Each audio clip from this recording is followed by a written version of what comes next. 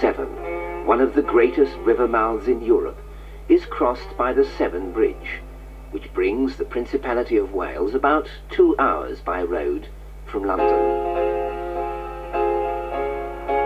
The capital of Wales is Cardiff, with its 280,000 population. The language of Wales is very much alive, too alive, say some English motorists who have to interpret bilingual road signs, and much of the bureaucracy of Wales is run in both languages. Everyone speaks English, of course, fact that Welsh language enthusiasts don't mention, but Welsh does survive in Wales as a daily spoken language too, and picking up a few words is not too difficult. Bore da, Mr Davies. Shwmai? Shwmai de. Mae'r dywyn dylan dda iawn ydi e. Mae eisiau mynd i lawr i chi i godi'r afon yma. Achos i'n bisgwr yn dylan. Now that's just a few words you were speaking of what I suppose must be one of the oldest surviving languages in Europe. It's certainly much older than English. Oh yes. Tell me about the little boat. It's a coracle. Well, it's a coracle. We make it from willow and hazel sticks. Yeah. And how old is the tradition of making coracles? Oh, thousands of years old. It's the oldest kind of boat? Oldest watercraft. This is the start of the Brecon Beacons National Park. These mountains mark the boundary between the rocky, glaciated landscape of the South Wales valleys and the rolling hills of mid-Wales. The bare mountainside is being planted with trees, bringing cover for wildlife and a new verdant appearance to these hills. The shape of the hillsides has been determined by the ice ages, and the sense of wild landscape remains in this expanse of Welsh countryside. Visitors from the towns only half an hour away come out to breathe the mountain air and to meet the shaggy-haired wildlife face to face. The valleys of South Wales, which were cut out of this landscape by the great glaciers of the Ice Age, exposed the deep beds of minerals on which the area was to base its commerce. Iron ore, copper, zinc were all smelted here, but greatest of all in its impact on the world scene was, of course, coal. The expansion of petrochemicals means that coal is now disappearing, and new faces are beginning to appear amongst the traditional communities. The size of the coal industry cannot now be imagined. At the beginning of the century, there were dozens of coal mines in South Wales, fueling the machines of the world. Huge fortunes were made by the coal barons. Magnificent buildings were erected.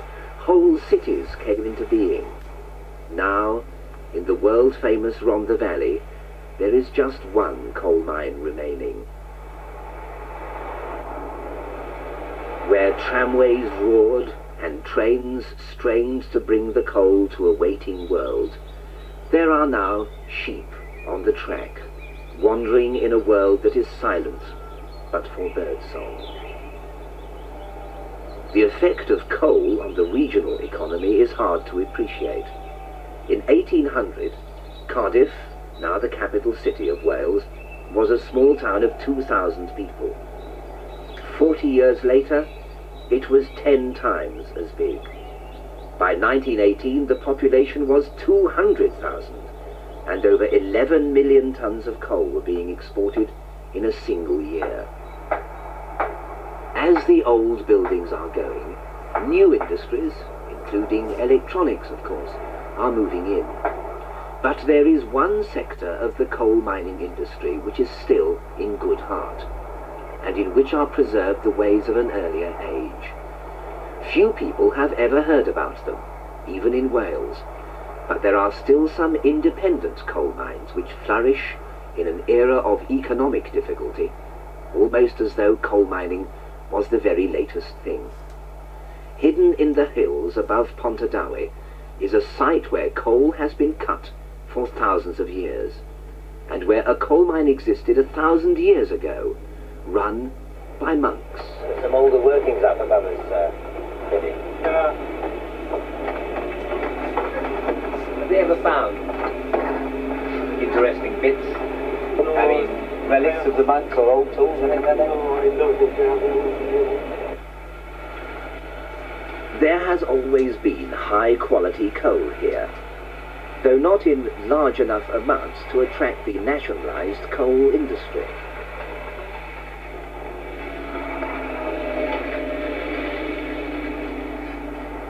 And so it is that you may find a spectacle that you may have thought was a part of history. The miner, on foot, walking into the mine, and taking with him his faithful pit pony, with its protective face mask, heading to work underground, like something out of a medieval book of history.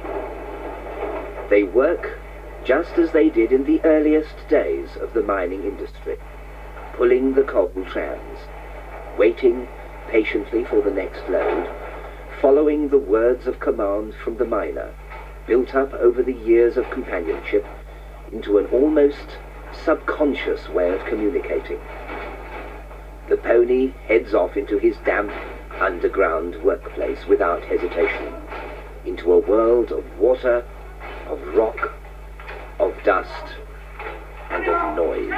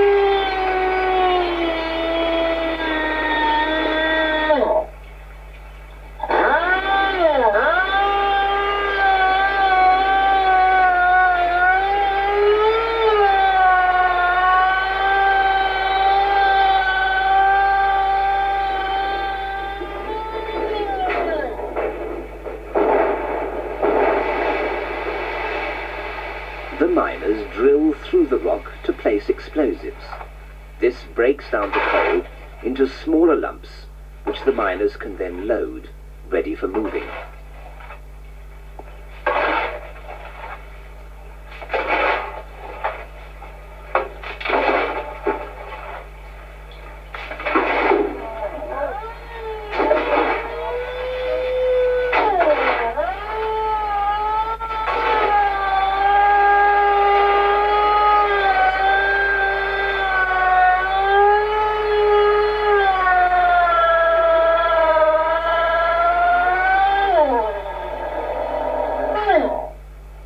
Water is one big hazard for the miners, so is gas, and so too is the risk of the roof falling. So it has to be well supported, as the coal face is cut ever deeper.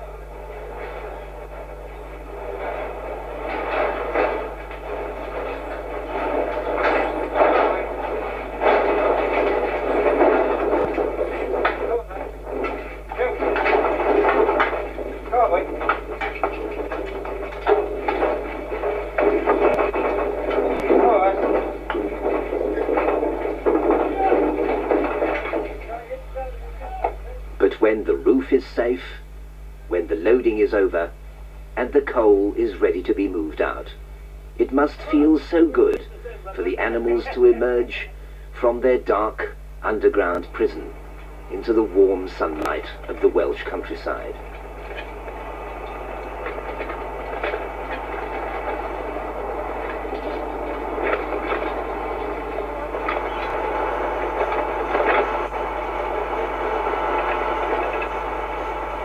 By the side of the track lie the wooden pit props.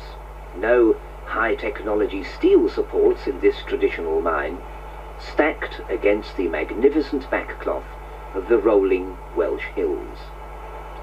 Behind those hills lies the way to the sea, just a few miles distant. So close is the contact that develops between the man and his pony that it seems strange there is any machinery here at all. But mechanical drills are vital, so is the air compressor, and you must have a mechanical dumper truck to handle small coal like this. But even so, manual workers remain important in this operation. It is up to these young miners to manhandle the trams into position, ready for loading.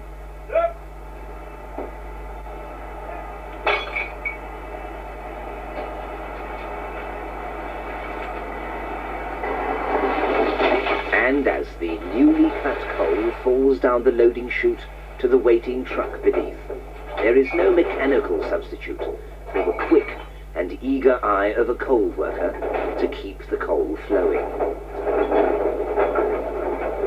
But how does the miner himself react to this way of working? It seems so strange to work in a way like this that uses machinery to help, yet never to dominate. It's wonderful to see the way the ponies behave. Do they know exactly what to do? Yes. Do they know what time to stop work? Well, you try and stop them after a certain time. We just, as if we inclined it to finish and come up then. But it still seems surprising to many people that there is such a thing as an independent coal mine. How do they function? Well, most of this coal that goes from here goes down to power stations. And we blend this coal after with coal from the NCB.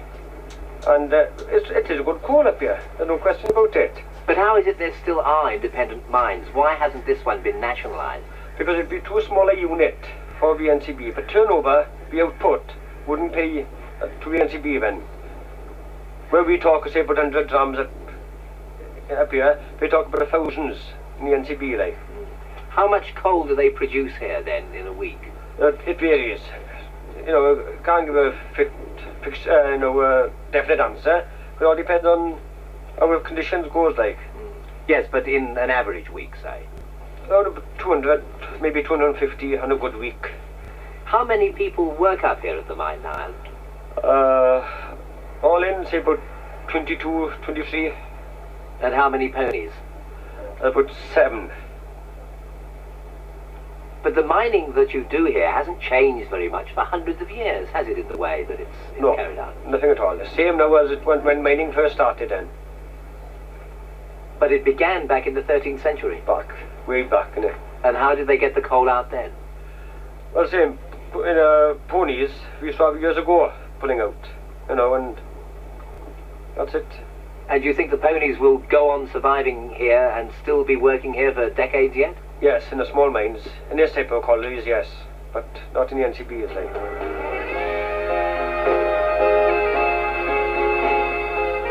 Just a couple of miles from that little mine runs a section of the M4 motorway, from West Wales directly to London. This is a busy town, but Alan Thorpe, our miner, has a house in a village right next door to the local pub. Planning, you'd think, though at this time of day he's thinking of something hot to drink. A cup of tea, brewed by his wife Envis, to welcome him home from the mine.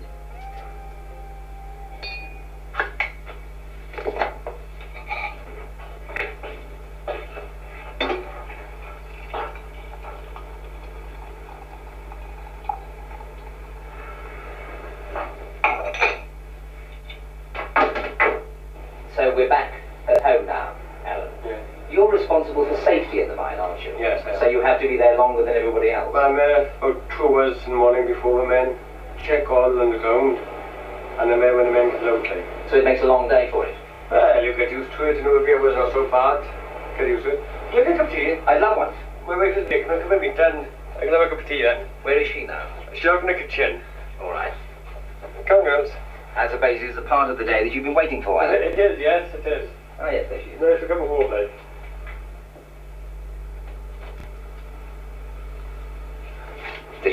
Do that for you every day, Anne, when you come in? Every day.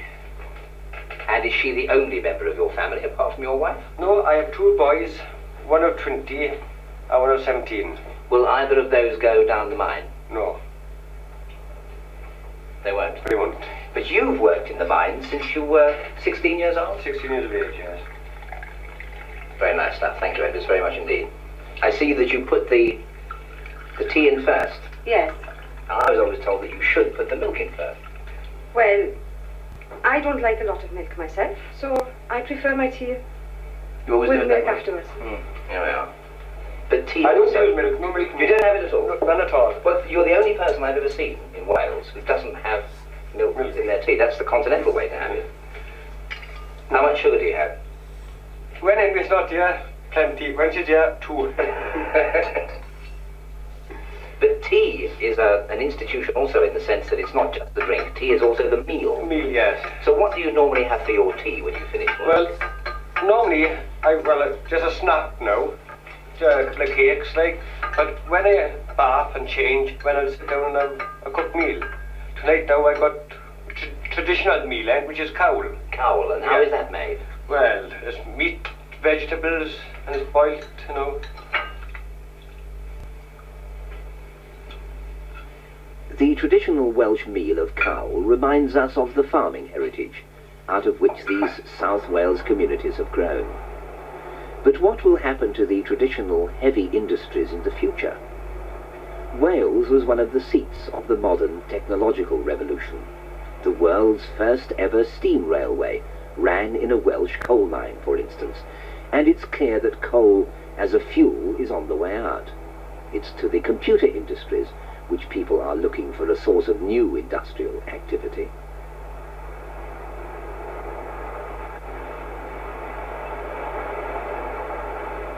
But the mild coast of South Wales has long been popular for holidays. The warm, equatorial waters of the Gulf Stream seem to be funneled right up the Bristol Channel, and winters that are free from any snow are quite normal here.